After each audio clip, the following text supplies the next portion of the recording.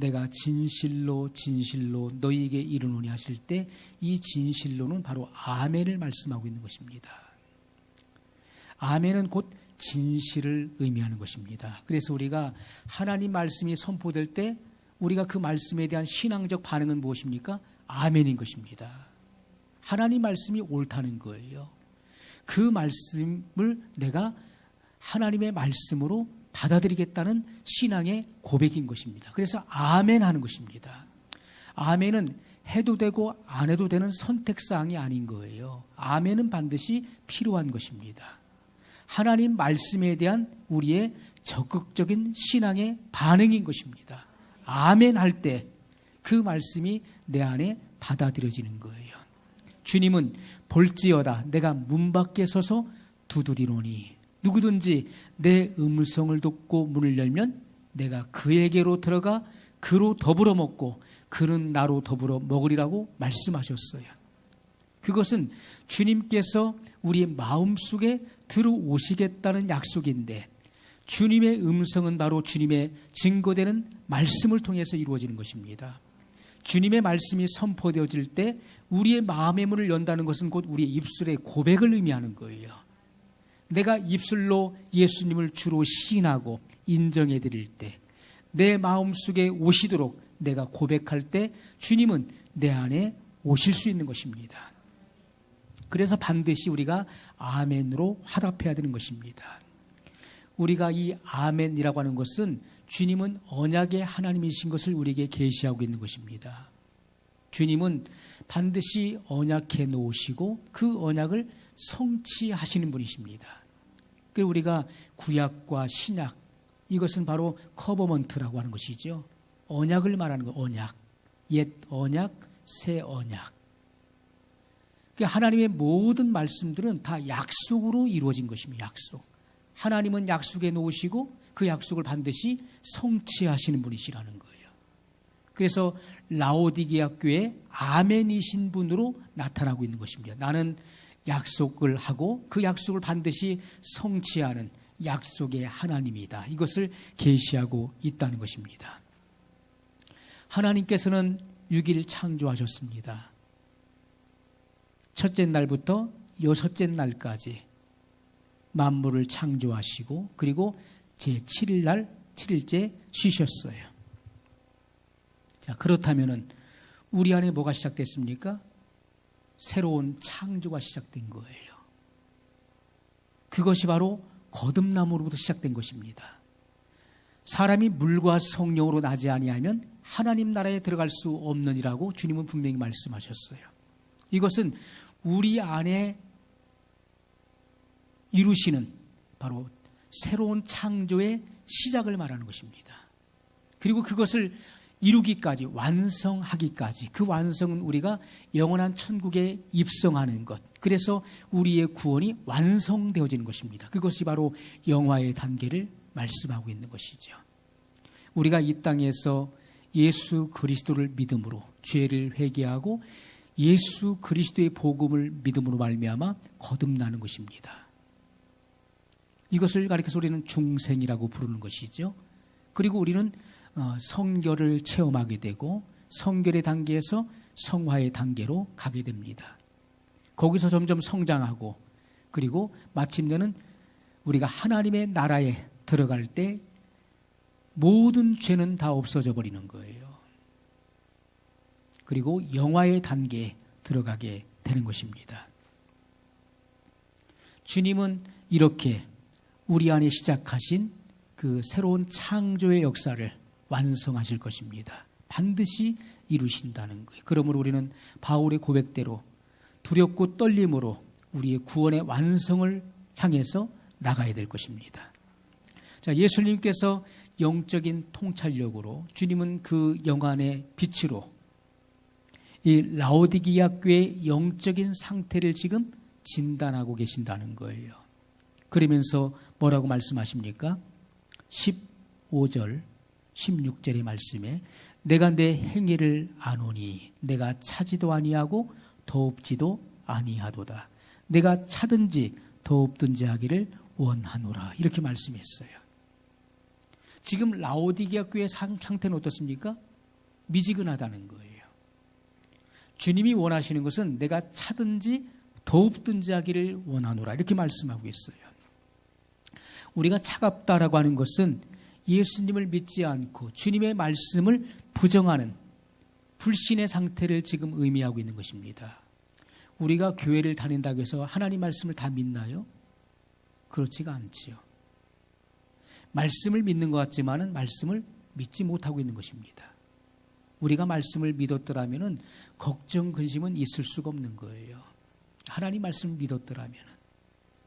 그러나 우리가 믿는다고 하지만은 실제로는 믿지 못하는 부분이 너무나 많이 있는 것이죠. 자, 여기서 차갑다고 하는 것은 우리가 예수님을 믿지 못해 하나님의 말씀, 기록된 말씀 그리고 증거된 그 말씀을 믿지 못하는 불신의 상태를 의미하는 것입니다. 뜨겁다는 것은 주님의 말씀을 철저하게 믿는 신앙의 정체성이 확실한 것을 의미하는 것이지요. 자, 라오디게아 교회 성도들은요, 겉으로는 믿는 사람 같은데, 그런데 실제로는 불신자와 방불한 그런 신앙의 상태에 있었다는 것이죠. 겉으로는 믿는 것 같아요. 믿는 신자 같은데, 그러나 실제로는 불신자와 같은 상태였다는 것입니다. 그들을 가리켜서 우리는 명목상 그리스도인이라고 부르는 것입니다. 명목상 그리스도인은 바로 종교인을 말하는 거예요. 모든 신앙의 행위는 똑같아요. 예배드리고 하나님을 찬양하고 섬기고 봉사하는 모든 신앙의 행위는 똑같지만은 그러나 그 안에는 그 본질이 빠져 있는 것입니다. 하나님을 경외함과 믿는 그 믿음이 빠져 있다는 거예요. 그래서 이 세상의 모든 것을 누리고 싶은 것입니다. 이 세상의 모든 것을 함께 누리고 가고 싶은 거예요.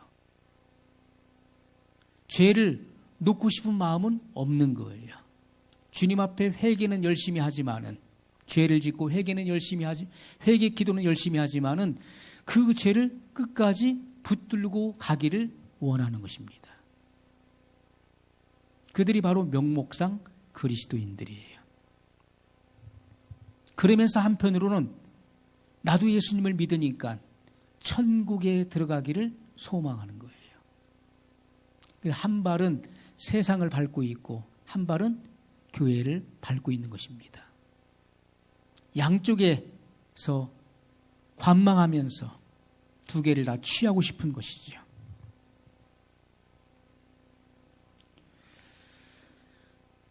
자, 우리가 교회를 왜 다니는가를 한번 점검해 봐야 됩니다. 나는 신앙생활을 왜 하는가? 나는 교회를 왜 다니고 있는가 하는 거예요. 우리가 극소수의 그리스도인들만이 하나님을 경외하는 마음을 가지고 있는 것입니다. 교회를 다니지만은 신앙생활을 하고 있지만은 극소수의 그리스도인들만이 정말 마음 중심으로부터 하나님을 경외하는 마음을 가지고 있는 거예요.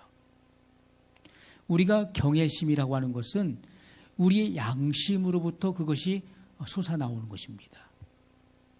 바울이 고백하기를 내가 하나님과 사람 앞에 양심의 부끄러움이 없기를 힘쓰노라 이렇게 고백했습니다. 이 경외심은 하나님을 사랑하는 거예요. 내 마음과 뜻과 목숨을 다해서 하나님을 사랑하는 것입니다. 그리고 그 이면에는 뭐가 있습니까?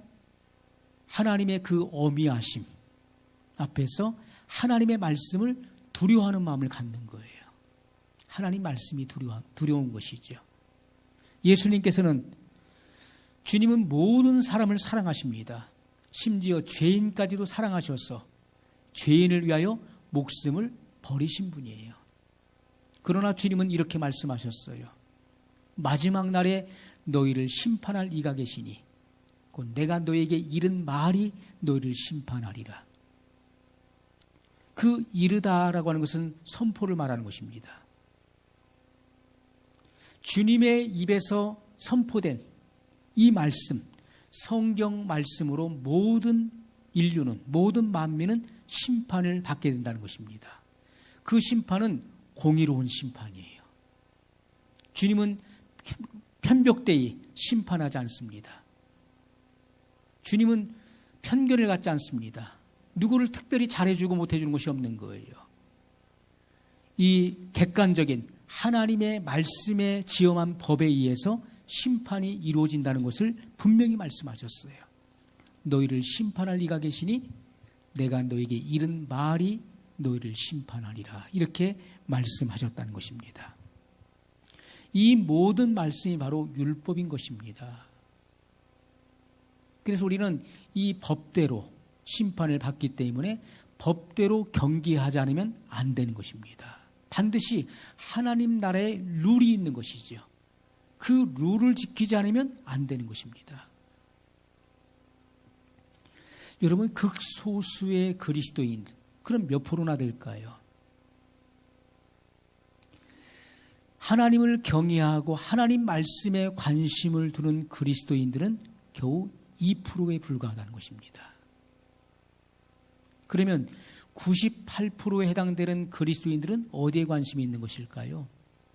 하나님 말씀이 아닌 다른 것에 관심을 가지고 있다는 거예요. 왜 교회를 다니는가? 교회를 다니는 이유가 뭡니까? 라고 물어보면 우리 교회는 찬양이 좋아서요. 그 교회는 찬양을 많이 하기 때문에 나는 그 찬양이 좋아서 그 교회를 갑니다. 어떤 사람은 그 교회는 치유 사역을 하기 때문에 나는 고침받고 싶었어요. 그래서 난 그 교회를 갑니다. 어떤 사람은 그 교회는 축복에 대한, 물질에 대한 이 재정의 그 기름 부음이 있기 때문에 나는 그 교회를 갑니다. 어떤 사람은 비즈니스를 하기 위해서, 그 교회는 사람이 많이 모이니까 비즈니스를 할 수 있어서 난 그 교회를 갑니다. 자, 많은 사람들이 하나님의 말씀보다는 다른 것에 더 많은 관심을 가지고 있다는 거예요. 중요한 것은 말씀이지요. 하나님 말씀. 나에게 구원을 주는 그 말씀을 우리는 드려야 되는 것입니다. 구원을 이루는 말씀을 드려야 되는 거예요. 우리를 거듭나게 하는 그 말씀을 들을 때 우리가 구원의 진리를 바르게 깨닫고 그리고 그 진리를 믿음으로 말미암아 거듭나게 되는 것입니다. 우리가 한국 교회에도 약 5만 개 이상의 교회가 있습니다. 크고 작은 교회들이 있어요. 많은 사람들이 이제 주일이 되면 또 예배 시간이 되면 교회를 찾아갑니다. 그런데 하나님의 말씀에 관심을 가지고 하나님 말씀 진리를 주장하는 신앙인들은 겨우 2% 정도에 불과하다는 것이죠. 내가 어떤 신앙을 가지고 있느냐에 따라서 내가 좋아하는, 선호하는 말씀의 종류가 다르다는 것이죠.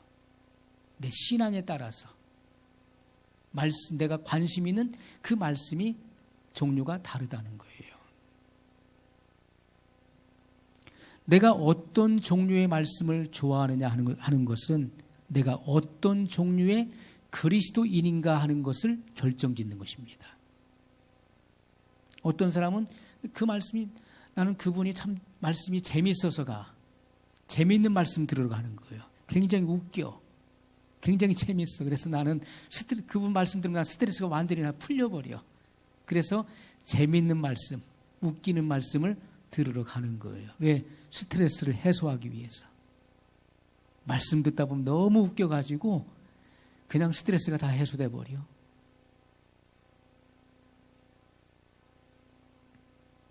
어떤 사람은 위로를 주는 말씀. 나는 근심 걱정이면 난 슬픈 사람이야. 그래 나를 위로해 주는 말씀이 필요해. 그 말씀을 따라가는 사람도 있습니다. 당장 발등에 불이 떨어진 사람은 응답을 필요로 하기 때문에 기도 응답이 있는 곳을 찾아가는 거예요. 그러나 주님이 우리에게 원하시는 것은요, 제자의 길을 가라는 것입니다. 주님은 다른 것에 관심이 없는 거예요. 주님은 우리가 제자의 길은 주님을 따르는 것이고 말씀을 쫓는 그 길을 말씀하고 있는 것이잖아요. 주님은 지상 명령을 내리셨습니다. 그러므로 너희는 가서 모든 족속으로 제자를 삼아 아버지와 아들과 성령의 이름으로 세례를 주고 내가 너에게 분부한 모든 것을 가르쳐 지키게 하라. 이렇게 명령하셨어요. 가르쳐 지키게 하라. 가르치는 것까지는 할 수 있는데 더 중요한 것은 무엇입니까? 그 배움을 받은 것대로 우리가 실행하는 것이 중요한 것이죠. 많은 사람들이 가르침을 받아서 알고 있습니다. 하나님의 뜻이 무엇인지, 진리가 무엇인지를 알고 있지만은 결과적으로 우리는 그 말씀을, 아는 말씀을 실행하지 않는다는 것이죠.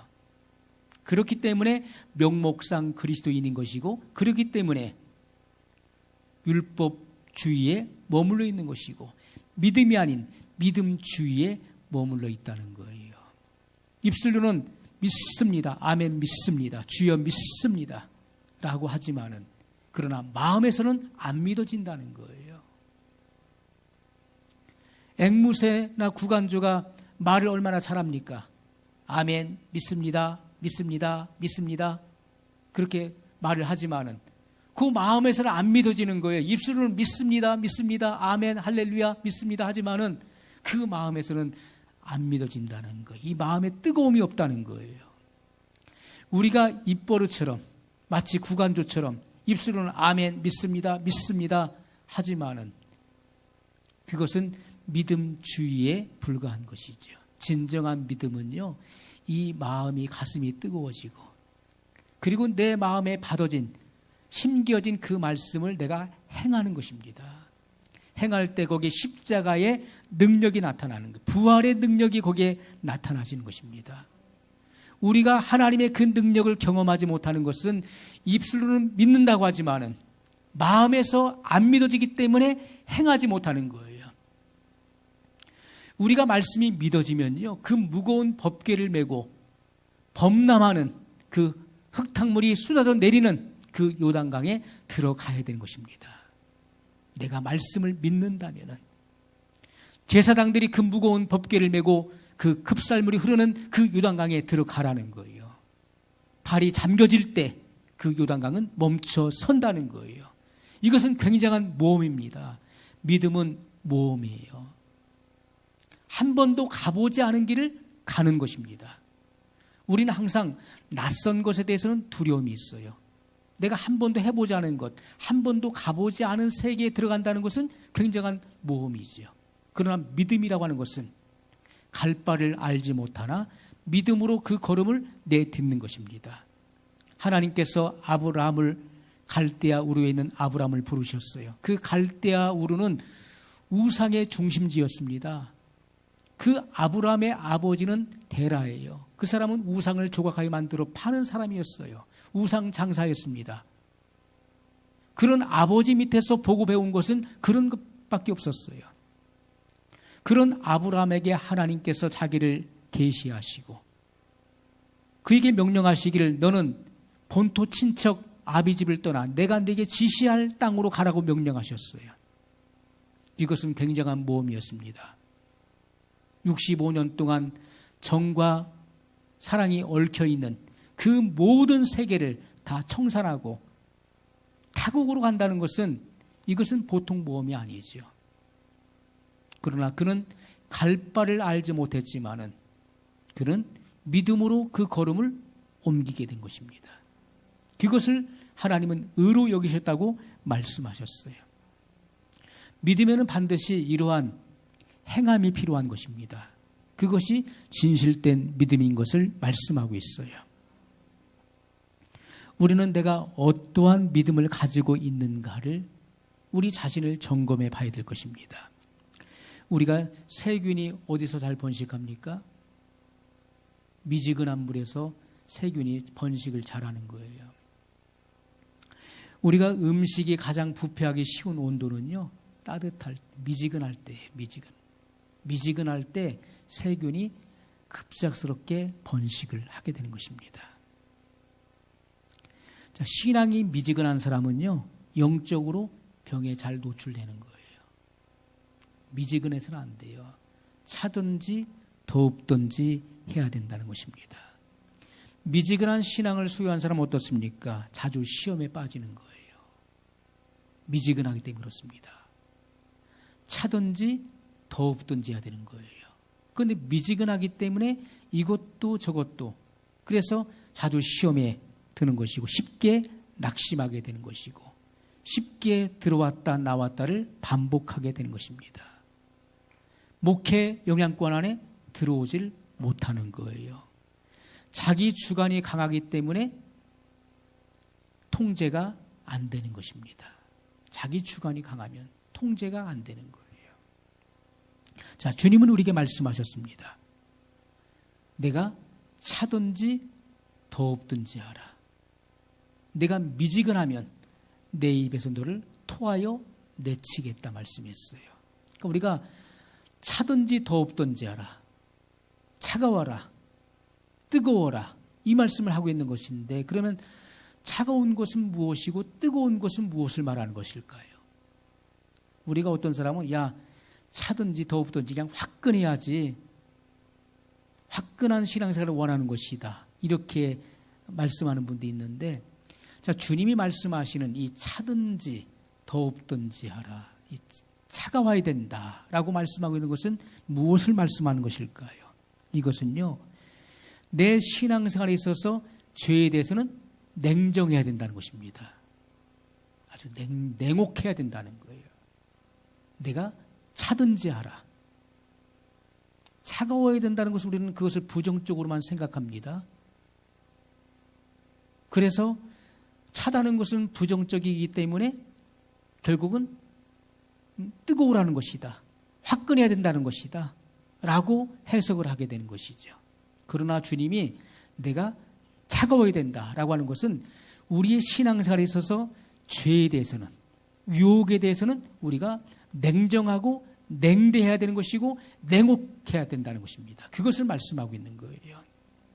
우리가 죄와 불의에 대해서는 분명한 태도를 취해야 된다는 것입니다. 거기에 대해서 분명한 선을 그어야 된다는 거예요. 타협하는 신앙은 절대로 안 된다는 것을 말씀하고 있는 것이죠. 그래서 우리가 교회도 마찬가지고, 우리가 신약의 교회는 바로 성도들이지요. 우리는 움직이는 교회들입니다. 우리 안에 성령이 내주하시기 때문에, 성령이 내주하시는 사람들은 교회예요. 세상으로부터 구별된 사람들입니다. 성령이 내주하시지 않는다면 교회가 될 수 없는 것이죠. 성령이 거하시는 거룩한 성전이 됐기 때문에 우리는 신약의 교회들인 것입니다. 우리가 어떻습니까? 우리는 이 죄된 것에 대해서, 불의한 것에 대해서는 우리는 정말 차가워야 되는 것이고 냉정해야 된다는 것입니다. 그리고 용납해서는 안 된다는 것이죠. 주님은 또 그 반대로 말씀하셨어요. 뜨거워야 된다. 차든지 더웁든지 하라. 이 더웁다는 것은 뜨거운 것을 말하는 것입니다. 우리 속에 진리를 사모하는 마음이 뜨거워야 되는 거예요. 열정이 있어야 되는 것입니다. 우리가 불 속에서 뭐가 나오죠? 불 속에서 열이 나오고 빛이 나오고 에너지가 나오는 것이죠. 그것처럼 우리 속에 불같은 그런 뜨거움이 있어야 된다는 거예요. 뜨거움. 열정이 없는 사람은 큰일을 할 수가 없어요. 무엇이든지 우리가 그 한 가지 일에 골몰할 때 무언가를 성취할 수 있는 것이지, 우리가 그런 뜨거운 열정이 없이는요, 그 어떤 거 하나도 이뤄낼 수가 없는 것입니다. 우리는 뜨거워야 돼요. 진리를 뜨거운 마음으로 사모해야 되는 것입니다. 열정이 없이는 우리는 아무 일도 할 수 없습니다. 가르침을 받고 그것을 실행할 수 있게 하는 것도 우리 속에 있는 뜨거운 열정이에요. 이 성령은 우리 속에서 불과 같이 일어나시는 것입니다. 성령은 우리 안에서 불과 같이 일어나시고 우리 안에 선한 욕구와 소원을 공급하시고 그 일들을 행할 수 있는 에너지를 공급하시는 하나님의 영이십니다. 그렇기 때문에 우리가 인격체이신 성령님을 우리가 탄식시켜서는 안 되는 것이고, 그분을 무시하게 되면 그분은 일하시지 않는다는 거예요.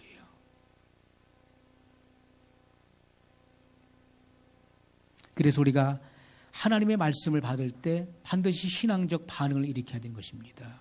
말씀을 들을 때도요, 그 말씀을 한 말씀도 놓치지 않고 그 말씀을 내가 흡수하기 위해서 끌어들여야 되는 거예요. 예수님이 가시는 길에 수많은 무리들이 옹이했습니다. 그런데 12회를 혈루증을 앓았던 그 여인이 예수님에 대한 소문을 듣고, 이 여인은 12년 동안 하혈을 하면서 자기의 재산을 다 탕진했어요. 좋다는 의원들, 좋은 약은 다 먹었지만은 오히려 병은 더 점점 심해져 갔습니다. 그러니 그 몰골은 이루 말할 수가 없지요. 그 여인이 예수님에 대한 소문을 듣고 내가 예수님의 옷가에라도 손을 대기만 하면 내 혈루병이 낫겠다고 하는 믿음이 온 거예요. 그리고 이 여인은 바로 실행에 옮겼습니다. 예수님이 지나가신다는 소문을 듣고 그 여인은 사람들 그 사이로 비집고 들어갔어요. 그리고 예수님의 옷가에 옷자락에 손을 얹었습니다. 예수님은 가던 길을 멈춰 서셨고 돌아보셨어요. 누가 내 옷에 손을 대었느냐고 그 여인을 찾으셨습니다. 그때 제자들이 하는 말이, 이 많은 무리들이 옹이하여 예수님의 옷에 손을 대기도 하고 수많은 사람들이 터치를 하는데 누구를 찾는 것입니까? 라고 했을 때 내게서 능력이 나갔느니라, 이렇게 말씀하셨어요. 주님의 능력을 끌어들인 여인이 있었다는 것이죠. 그때 주님의 그 말씀을 듣고 이 여인은 두려워서 더 이상 숨길 수가 없어서 주님 앞에 나와서 엎드렸습니다. 주님은 평안히 가라, 내 믿음이 너를 구원하였다고 말씀해 주셨어요. 예수님의 옷가에 손을 대는 순간에 그의 혈루 근원이 말랐다라고 성경은 분명히 증거하고 있습니다. 이것은 실천적인 믿음을 말하는 거예요. 내 안에 진정한 믿음이 있다면요, 그 믿음은 내가 행하는 것입니다. 우리의 믿음은 그냥 마음으로 믿습니다 해서 끝나는 것이 아니에요. 그 믿음은 나를 구원할 수 없는 거예요. 야고보 기자가 기록하기를 행함이 없는 믿음이 과연 너를 구원하겠느냐라고 묻습니다. 행함이 동반되지 않는 내 믿음이 과연 너를 구원할 수 있을까라고 묻는 거예요. 예수님도 말씀하시기를 나더러 주여 주여 하는 자마다 다 천국에 들어갈 것이 아니요 다만 내 아버지, 하늘에 계신 내 아버지의 뜻대로 행하는 자라야 들어간다라고 분명히 말씀하셨어요. 진정한 믿음은 바로 행함이 동반되는 믿음이라는 것을 말씀하고 있는 것이죠. 그래서 우리는 내가 믿음으로 행할 때, 믿음의 그 걸음을 옮길 때 성령의 역사하시는 것입니다. 성령이 내 마음을 사로잡으시는 거예요. 우리가 신앙생활의 절대적인 적은 교만입니다. 교만은 모든 이 신앙생활의 가장 기본적인 적이 바로 교만이에요. 모든 죄악의 그 기본이 되는 것이 바로 교만인 것입니다. 그 교만에서 뭐가 나옵니까? 자기 자랑이 나오는 거예요. 자존심이 나오는 것이고요. 교만한 사람은 은혜를 받을 수가 없는 거예요. 사람이 자기 자신을 겸손히 낮출 때 은혜가 임하는 것입니다. 우리가 이 자연계에서도 어떻습니까? 물은 높은 곳에서 낮은 곳으로 흐르게 되어 있는 거예요. 하나님의 보좌에서 하나님의 생명의 강수가 누구에게 흐르고 누구에게 유입되겠습니까? 그것은 낮은 마음을 가지고 있는 자에게 그 은혜가 흐르는 것입니다. 하나님보다 높아진 마음을 갖고 있는데 그 사람에게 어떻게 하나님 말씀이 흘러갈 수가 있겠습니까? 지극히 낮은 마음을 가져야 돼요. 겸손한 마음을 가진 사람 치고 은혜 받지 못한 사람 아무도 없습니다. 하나님은 교만한 자를 대적하시는 거예요. 교만한 사람에게 하나님은 원수가 되시는 것이고 적이 되시는 것입니다.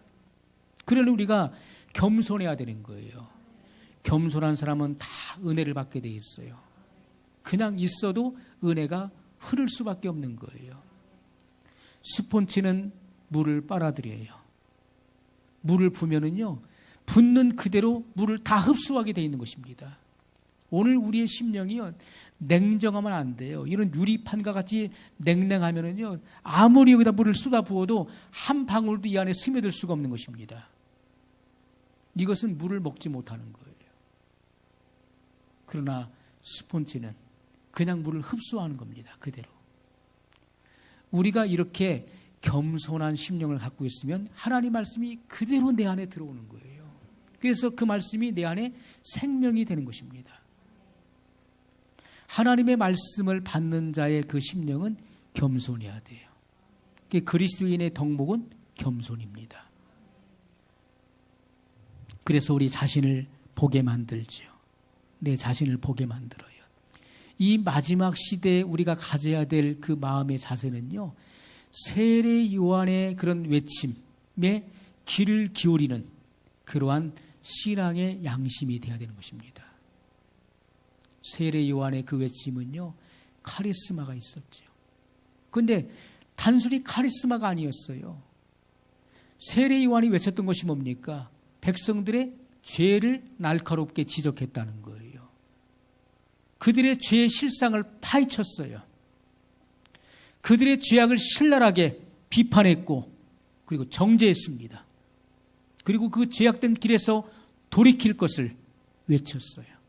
돌이키지 않으면 하나님의 무서운 진노와 심판이 임한다는 것을 증거했습니다. 오늘 우리는요, 세례 요한의 외침에 귀를 기울일 수 있는 그런 귀를 가지고 있어야 돼요. 마지막 시대에는 사람들이 자기 사욕을 쫓을 스승을 찾아다닌다고 말씀했습니다. 내 길을 즐겁게 하는 스승을 찾아다니는 거예요. 누가 예언한다. 그런데 나에 대해서 좋게 말하는 사람을 찾아다니는 거예요. 나에 대해서 안 좋은 얘기하는 사람 찾아갑니까?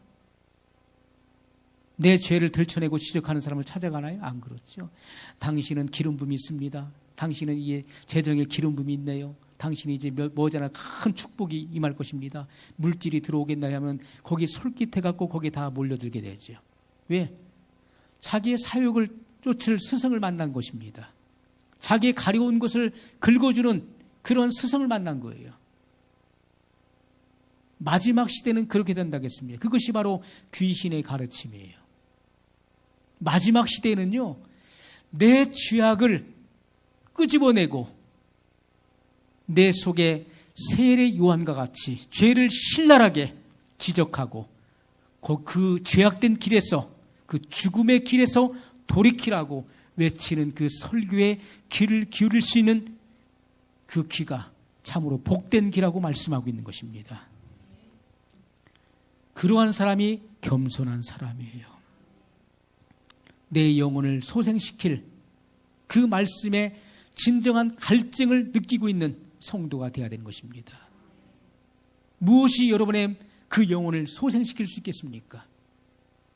여러분 잘 되라고 축복을 빌어주면 그 말씀이 여러분의 영혼을 소생시킬 수 있을까요? 그렇지 않습니다. 지금은 마지막 시대, 노아의 때와 같으라고 말씀했기 때문에 하나님의 말씀을 외치고 그리고 강력한 말씀을 선포해도 사람들은 다 귀를 닫고 양심을 닫아버리고 듣지 않는다고 말씀했어요. 세례 요한이 나타나서 이 시대에 증거한다 할지라도 사람들은 그 세례 요한의 설교에 귀를 기울이지 않을 것입니다. 이 시대에 노아가 나타나서 하나님의 무서운 심판을 선포해도 사람들은 다 귀를 닫아버릴 것입니다. 마음을 닫을 거예요. 그것이 마지막 시대예요. 그런데 축복의 설교, 여러분 잘 되라고 복을 빌어주면 그것이 여러분의 잠자는 심령을, 영혼을 깨울 수 있을까요? 그렇지 못하다는 것입니다. 오늘 우리는요, 진정 내 영혼을 깨우는 그런 설교가 필요한 것입니다. 지금 이 세상은 죄악으로 관영하고 죄악의 밥이 너무나 깊다는 것입니다. 칠흑같이 어두워서 한 치 앞을 내다볼 수가 없어요. 길을 잃어버렸습니다. 길을 잃은 사람에게 필요한 것은 빛입니다. 망망대해 속에서 길을 잃었을 때, 배가 길을 잃었을 때 어떻게 해야 될까요? 그것은요, 나침반도 없고 하늘에 달도 없고 별빛도 없을 때, 그것은 칠흑같이 어두운 거예요. 갈 바를 알지 못하는 것입니다. 그때 필요한 것은 등대에 비친 것이죠. 등대에 비친 거기 항구가 있다는 것이죠. 배가 편안하게 정박할 수 있는 그 안전한 포구가 있다는 것을 알려주는 것이죠. 오늘 우리들은요, 좋은 소리만 듣기를 원합니다. 그러나 이 마지막 시대에는 그런 설교를 가지고는 영혼을 깨울 수가 없다는 거예요. 회개를 촉구하는, 듣든지 아니 듣든지 회개를 강력하게 촉구하는 그런 말씀이 필요하다는 것입니다. 그러나 많은 사람들이 더 밝은 빛 가운데 나오려고 하지 않습니다. 회개를 촉구하고 죄를 지적하는 곳에는 절대로 나가려고 하지 않아요. 왜 그럴까요? 그것은 지금 내 삶에, 내 신앙에 만족하기 때문에 그런 것입니다. 나는 지금 내 생활에 만족해. 나 더 이상 나를 어떻게 하려고 하지 마. 나는 지금 이대로가 좋아. 나는 어떤 변화를 필요치 않는다.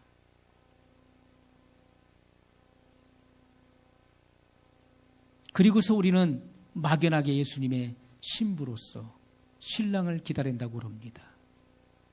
그런 상태로는 주님을 맞이할 수 없다는 것이죠. 이 마지막 시대 사람들은요, 하나님 말씀을 아무리 들어도 마음에 찔림이 없는 시대예요. 초대교회 당시 그렇게 마음이 강팍했었던 나사렛 예수를 십자가에 못 박고 강도 바라바를 놓아주시오라고 외쳤던 디아스포라에 있었던 그들이 몇 개월이 지나 오순절에 사도 베드로의 설교를 듣고 그들은 마음의 찔림을 받았습니다. 양심의 찔림을 받았어요.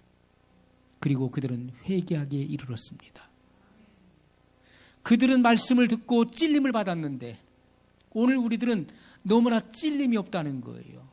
말씀을 들어도 찔림이 없다는 것은 왜 그럴까요? 그것은 내 양심이 그만큼 마비됐다는 거예요. 양심의 그 기능을 하지 못하고 있다는 것이죠. 양심이. 너무나 죄를 습관적으로 반복하다 보니까 양심의 찔림이 오질 않는 거예요. 그것은 무서운 병이에요. 양심의 찔림이 오지 않는다. 말씀을 듣고 나면요, 우리는 고민해야 되는 것입니다. 말씀을 듣고도 고민이 없나요?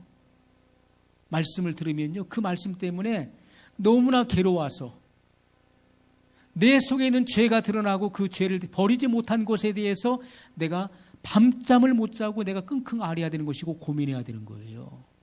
그리고 회개해야 되는 것입니다. 근데 그런 고민이 없다는 거예요. 고민해 보셨나요? 말씀을 듣고 그 말씀 때문에 내가 너무나 괴로워서 밥맛을 잃어버리고 그렇게 진땀을 흘려가면서 기도하고 씨름해 본 적이 있었습니까? 우리가 잔잔한 그 호수에 돌을 던져 보십시오. 그러면요, 거기 파장이 일어나요. 파장이 일죠. 여러분의 그 마음에요, 지금 현재 만족하고 있는, 여러분의 신앙생활 그 자체에 만족하고 있는 그 평온한 그 마음에 여기서 지금 이 말씀에 돌을 던지는 겁니다. 찔림이 되는 말씀을 딱 던져뒀을 때 그 마음속에 파장이 일어나야 된다고. 파장이 일어나면서 그 말씀이 내게 충격으로 들려오고 그것 때문에 내가 괴로워야 되는 거예요. 그런데 그러한 고민이 없다는 것은 큰 문제예요. 그리고 신앙적 반응입니다. 내가 어찌할꼬, 우리가 어찌할꼬 하는 신앙적 반응. 그때 사도 베드로는 회개하라. 회개하고 너희가 죄 사함을 받으라. 이렇게 말씀하고 있어요. 우리는 하나님 말씀에 대해서 아멘으로 그 말씀을 받을 뿐만 아니라 그 말씀을 붙들고 기도할 수 있는, 정말 열정적으로 기도할 수 있는 그런 신앙적 반응이 내게 필요하다고요. 근데 그런 반응이 없다는, 반응이 없다는 것은 문제입니다. 그냥 좋은 말씀 들었어. 아, 내가 몰랐던 말씀 나 오늘 듣고 간다. 오늘 좋았어. 그건 좋은 걸로 끝나는 거예요. 더 이상의 어떤 신앙의 성장과 성숙은 기대할 수가 없는 것입니다. 그 사람은 10년, 20년이 지나도 발전이 없는 것입니다. 신앙적 반응을 일으켜야 돼요. 그 말씀에 내가 찔림이 왔고, 그 말씀에 내게 어떤 느낌이 왔어. 그 말씀 때문에 나는 괴로워. 그래서 그 말씀을 붙잡고 어찌할꼬, 그러면서 그 말씀을 붙잡고 내가 씨름해야 되는 거예요. 우리가 그 단계까지 들어갈 때 거기에 성령의 역사가 일어나게 되는 것입니다. 나를 바꿔놓으시는 성령의 역사가 일어나는 것이지, 아무런 반응도 없고 무반응. 아무리 찔러대도 아프지가 않는 거예요. 아무리 찔러보시오, 난 안 아프니까. 그것은 죽은 자와 같은 것이죠.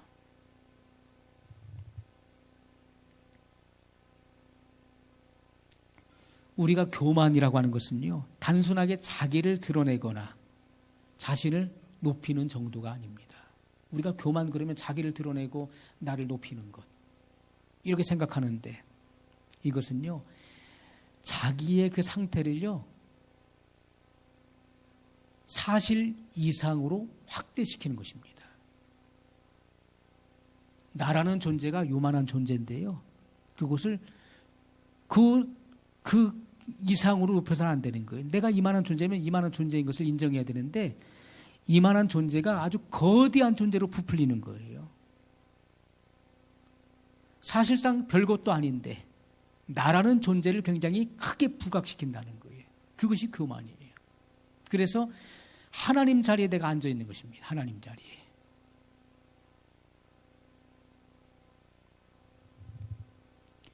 압살롬의 반란이 일어나고 다윗이 쫓겨날 때, 반란이 일어났으니까 어떻게 합니까? 빨리 피해야 되지요. 다윗을 쫓는 무리들과 함께, 소수의 무리와 함께 피난을 갈 때 누가 쫓아옵니까? 시므이가 쫓아. 시므이는 절뚝발이었어요. 그는 사울의 친척이었죠. 시므이가 절뚝절뚝 쫓아오면서 뭐라고 합니까? 다윗을 저주하죠. 저기 가고 있는 다윗을 저주하는 거예요. 돌을 막 던져요. 돌 던지면서 다윗을 막 저주하는 거예요.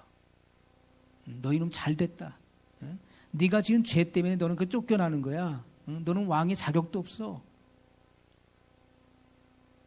그때 다윗의 장군이 뭐라고 합니까? 저놈을 당장 쳐서 죽일까요? 라고 할 때 다윗이 한 말이 무엇입니까? 그냥 두라는 거예요. 그냥 두어라. 하나님께서 저로 내게 말씀하시는 것이다. 하나님의 음성으로 들었다는 거예요. 다윗을 저주하는 그 시므이 당장 가서 목을 쳐라 할 수 있어요. 그 목이 날아가겠죠. 그런데 그것을 하나님의 음성으로 듣는 이 다윗의 겸손의 마음을 우리가 볼 수 있는 것입니다. 아니다. 하나님께서 그 시므이를 통해서 내게 말씀하시는 것이다.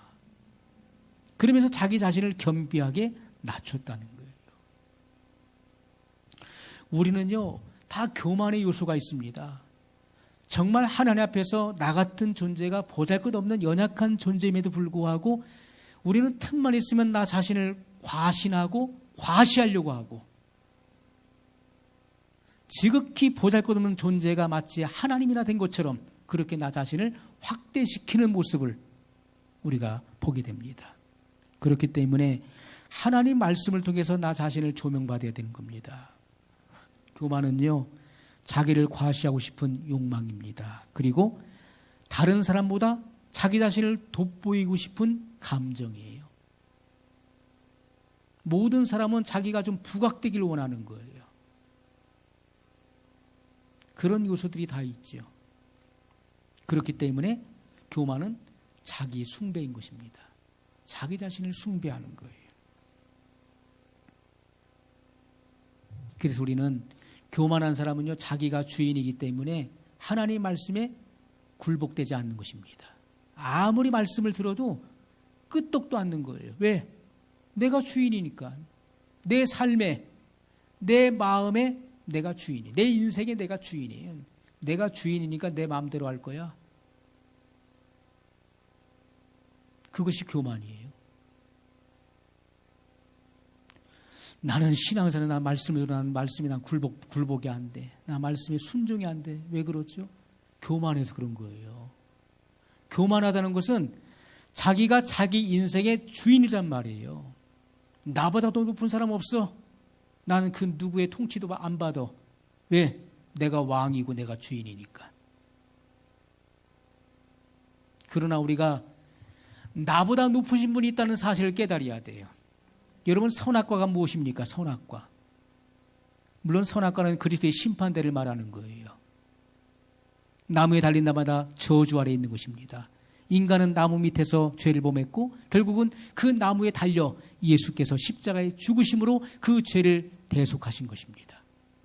그러나 또 하나의 그 선악과의 그 의미는 바로 하나님과 사람 사이의 그 경계선을 의미하는 것입니다. 하나님은 창조주이시고 우리는 피조물이라는 사실이에요. 피조물은 창조주를 항상 기억해야 되는 것이고 창조주의 뜻에 순종해야 되는 것입니다. 내 위에 권위자가 있다는 사실을 늘 생각하라는 거예요. 그것이 선악과예요. 먹지 말라. 선악을 알게 된 나무의 실과를 먹지 말라. 그것을 먹는다는 정령 죽으리라. 그 율법에 복종해야 될 의무와 책임을 지는 것입니다. 그런데 어떻게 합니까? 내 마음대로 할 거야. 하나님이고 뭐고 다 필요 없어. 내 마음대로 할 거야. 그것은 내가 주인 됐다는 것이지요. 하나님 말씀을 내가 순종하지 않겠다는 것. 그것은 내가 이미 내 마음에, 내 삶의 주인 자리에 앉았다는 것을 의미하는 것입니다. 왕은 누구의 명령을 듣지 않습니다. 누구의 명령도. 왜? 내가 주인이고 내가 통치자야. 우리는 하나님 말씀에 순종하기 위해서는요, 내가 빨리 내려앉아야 되는 거예요. 겸손하게. 그리고 하나님을 나의 주인으로, 예수 그리스도를 나의 퀴리오스, 진짜 주인으로, 그분을 메시아로 내가 인정하고 그분 앞에 내가 겸손히 엎드릴 때, 그때 비로소 우리는 주님의 말씀에 순종되어지는 그런 삶을 살게 되는 것이죠. 하나님의 뜻에 불순종할 때요, 그때부터 죄를 낳게 되는 것입니다. 수많은 죄들이 우리 안에서 나오게 되는 것이죠. 자, 여기 라오디게아 교회의 문제가 무엇입니까? 그것은 미지근한 상태를 의미하는 것입니다. 라오디게아 교회의 문제는 차지도 않고 덥지도 않았다는 것이죠. 예수님은 이 말씀을 몇 번 하십니까? 3번 강조하고 있어요. 내가 차지도 아니하고 덥지도 아니하도다. 차지도 않고 덥지도 않다는 말씀을 반복하시는 거예요. 자, 여기 라오디게아 교인들이, 교회 사자, 그리고 그 교회 성도들이 이 설교를 들을 때는요, 이 말씀이 무엇을 의미하는지 금방 알았던 거예요. 왜 그렇습니까? 라오디게아 그 도시는요, 온천에서 수로를 통해서 물을 끓여드렸잖아요. 그리고 그 물을 사용했습니다. 그리고 에베소에서부터 냉수를 수로를 통해서 끌어들여서 그걸 사용했어요. 자, 그런데 그 온수가, 그 뜨거운 물이 수로를 통해서 10몇 킬로를 오는 그 라오디게까지 오는 동안에 그 물이 식어져 버리는 거예요. 그 물을 마시니까 그 물에서 유황 냄새가 나고 미지근하니까 토할 수밖에 없는 거예요. 막 구토가 나는 거예요.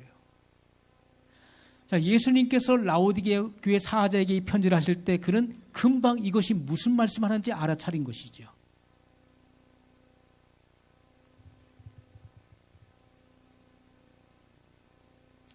주님은 라오디게아 교회를 향해서 너희들의 신앙의 상태가 미지근한 물과 같다는, 미지근한 물. 그렇기 때문에 도저히 마실 수가 없어서 토할 수밖에 없다. 자, 라오디게아 교회가 이렇게 미지근한 상태가 된 이유가 무엇입니까? 그것은요, 자, 17절에 말씀하고 있죠. 내가 말하기를 나는 부자라 부유하여 부족한 것이 없다 하나. 부유했다는 것입니다. 물질적인 풍요를 누리게 되면 그 신앙이 추락하는 일들이 많이 있어요. 물질의 부요를 누리면. 내가 물질적으로 잘 되고 많은 것을 소유하게 되면요, 마치 신앙생활도 그런 것처럼 자기가 느껴지는 거예요. 나는 별로 부족한 거, 나는 뭐 특별히 뭐 문제가 없어. 하나님 내게 축복해 주셔갖고 나는 지금 만세가 다 형통이야. 마치 신앙생활을 제대로 잘하고 있는 것처럼 그렇게 착각을 한다는 거예요. 자기의 신앙의 그런 실제적인 상황을 볼 수 없는 것입니다. 자, 실상은 어떻습니까? 곤고하고 가련하고 눈멀고 벌거벗었다는 것이 라오디게아 교회의 실제 모습이었어요. 그것이 주님의 진단이었습니다. 그러나 그들은 뭐라고 합니까? 나는 부자라 부유하여 부족한 것이 없다라고 말하는 거예요. 나 부족한 거 없는데요. 불편한 것이 없다는 거예요. 신앙생활도 이만하면 됐다는 것이죠. 자, 우리가 보세요. 우리가 정신병자가요, 자기가 정신병자인 것을 알면은 치료가 가능한 거예요. 그런데 정신병자는 자기가 정신병자인 줄 몰라요. 그렇기 때문에 치료가 불가능한 거예요. 내가 나의 영적인 상태를 볼 수 있어야 되는 것입니다. 말씀으로 딱 조명해 줬을 때, 아, 지금 내 영적인 상태가 이렇구나 하는 것이 내가 깨달아지고 그것을 알아차려야 되는 거예요. 아, 이 말씀이 2000년 전에 라오디게아 교회 교인들이 하신 말씀이 아니라 지금 현재 나에게 하시는 말씀이구나. 지금 내 상태가 이렇다는 것이 조명되는 사람은 치료받을 수 있는 사람이에요. 아, 이 말씀은 누가 와서 꼭 들었어야 되는 말씀인데, 아, 그 사람 안 왔네. 그 사람은요, 자기의 상태를 발견하지 못하는 사람이에요. 치료가 불가능하다는 것입니다.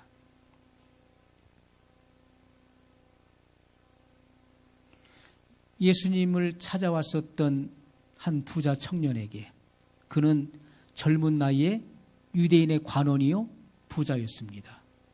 갖출 건 다 갖추고 있어요. 그러면서 선한 선생님, 내가 어떻게 하면 영생을 얻을 수 있습니까? 라고 물었을 때, 내가 율법을 지키라 라고 했을 때, 아, 그것은 내가 어렸을 때 다 지켰습니다. 그러니 더 이상 뭐 필요한 게 뭐가 있겠습니까? 다 지켰는데. 그렇게 자화자찬을 한 거예요. 율법은 내가 다 지켰어요. 그것은 율법주의죠. 그때 예수님께서 뭐라고 하십니까? 내게 한 가지 부족한 것이 있는데 내 소유를 팔아 가난한 자들에게 나눠주고 나를 쫓으라, 이렇게 말씀하셨어요. 그에게 뭐가 있었습니까? 한 가지 부족한 것이 있었다는 거예요. 그 부자 청년은, 나는 다 했습니다. 율법의 요구를 나는 다 이뤘습니다. 율법이 명령하는 바를 나는 하나도 빠지지 않고 어렸을 때부터 내가 철저히 지켰습니다. 그러니 영생을 얻지 못할 이유가 뭐가 있겠습니까? 라고 하는 거예요. 그러나 주님은 아니다. 내게 오히려 한 가지 부족한 것이 있다는 거예요. 너는 내가 가지고 있는 그 물질, 재물의 많음으로 인해서 내 신앙에 만족하고 있고, 그리고 내가 스스로 신앙이 부유한 것처럼 착각하고 있는데 네게 한 가지 부족한 것이 있다는 거예요. 그에게 뭐가 있었습니까? 탐욕이 있었던 것이죠. 탐심이 있었던 거예요. 그 탐욕을 삼가 물리치라는 거예요. 그것은 자의적 숭배인 것이고 우상 숭배인 것입니다. 그리고 나를 쫓으라고 예수님은 말씀하셨어요. 사람이 재물 가지고 만족해합니다. 돈이 들어와 보세요. 신앙을 찾아볼 수가 없어요. 돈이 막 들어오면 그 재물에 취해가지고. 우리가 암이 무서운 것은요, 암은 어떻습니까? 아파서 가게 되면 이미 늦었잖아요. 벌써 3기, 4기예요. 암이 무서운 것은요, 아프지 않고 그것이 속에서 번져간다는 것이죠. 나도 모르는 사이에 그 암이 점점 퍼져간다는 거예요. 그렇기 때문에 우리는 하나님 말씀을 통해서 매 순간순간마다 말씀을 통해서 나의 영적인 상태를 점검받아야 된다는 거예요. 그래서 우리는 자기 성찰과 그리고 진실한 회개를 필요로 하는 것입니다. 크고 작은 모든 일에 그것이 필요한 것이죠. 마태복음 7장 13절 이하에 보면 예수님께서는 좁은 문으로 들어가라고 말씀했어요. 좁은 문으로 들어가라. 영생으로 인도하는 그 문은 좁고 그 길이 협착하다고 말씀했어요. 그러나 많은 사람들은 좁은 문으로 들어가려고 하지 않고 넓은 문, 그리고 큰 문, 넓은 길을 가려고 합니다. 그러나 영생으로 인도하는 그 문은 좁고 그 길은 협착하다고 말씀했는데, 그것은 이 마지막 시대 주님께서 우리에게 경종을 울리는 말씀이에요. 자, 우리는 나는 좁은 문을 통과했습니다. 그럼 대단한 것이죠. 좁은 문으로 들어가라 해서 들어갔으니까요. 그런데 그 이후에는 뭐가 있습니까? 협착한 길이 있는 거예요. 그 길을 얼만큼 가야 될까요? 계속해서 끝까지 가야 된다는 거예요. 주님이 명령하는 것은요, 내가 영생을 얻고자 한다면, 내가 생명의 길을 가고자 한다면 좁은 문을 통과할 뿐만 아니라 그 좁은 문을 통과하게 되면 협착한 길이 나오는데 그 길을 네가 계속해서 끝까지 가야 된다는 거예요. 그래야만 영생을 얻게 된다는 것입니다. 이것은 우리가 가는 신앙의 길에 수없이 많은 도전과 유혹과 미혹이 우리를 끌어당긴다는 것입니다. 그것을 내가 항상 이기면서 끝까지 가야 된다는 거예요. 그래야만 내가 영생에 들어간다라고 말씀하고 있는 것입니다. 오늘 우리의 믿음은요, 고난과 시련을 통과한 그런 믿음을 가져야 됩니다. 우리의 믿음의 상태를 말씀을 통해서 점검해 봐야 돼요. 그래서 우리가 불로 연단된 믿음을 가져야 돼요. 고난 앞에 주저앉는 믿음은 주님 앞에 검증될 수 없는 믿음이에요. 그것은 입증받을 수 없는 믿음이에요.